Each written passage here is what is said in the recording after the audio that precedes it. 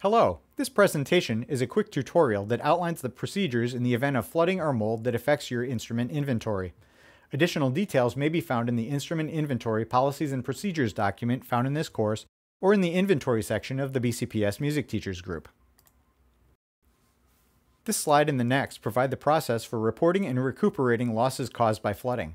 Following these steps will keep you informed about developments and allow you to expedite replacement and repair of any affected equipment. First, notify Building Administration and the Office of Performing Arts immediately.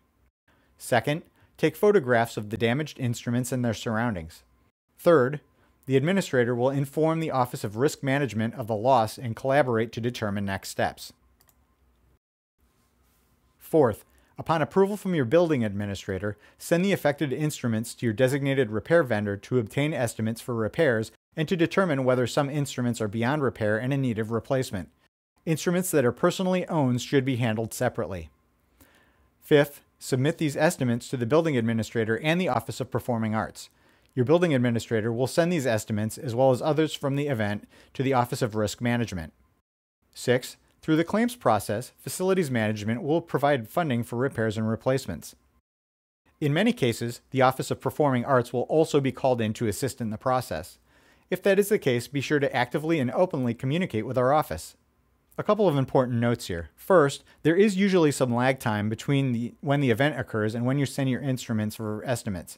Be sure to communicate with your vendor to let them know that your instruments will be coming. If there are personal instruments damaged in the event, contact Brian Schneckenberger in the Office of Performing Arts immediately. Do not send these instruments to your repair vendor. Next, it is important to know where the funding for the repairs and replacements went, as you will need to provide invoices to that source for payment purposes. Funds may be dispersed to schools, the Office of Performing Arts, or may be handled directly by the Office of Facilities Management. It is important to know about this part of the process because your school could be made financially responsible if the inventories are not submitted to the proper office. On rare occasion, a student or teacher's personal instrument may become damaged due to a flood or mold instrument at a school. If that type of damage occurs, contact Brian Schneckenberger immediately to inform him of the damage.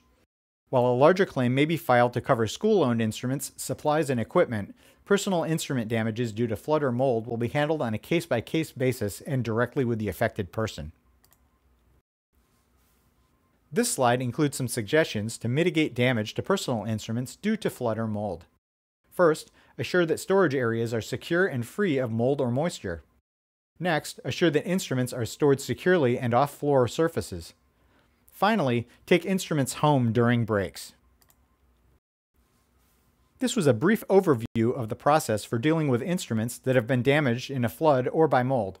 If you have additional questions, please feel free to contact me at any time using the information above. Thank you for your part in maintaining an accurate inventory.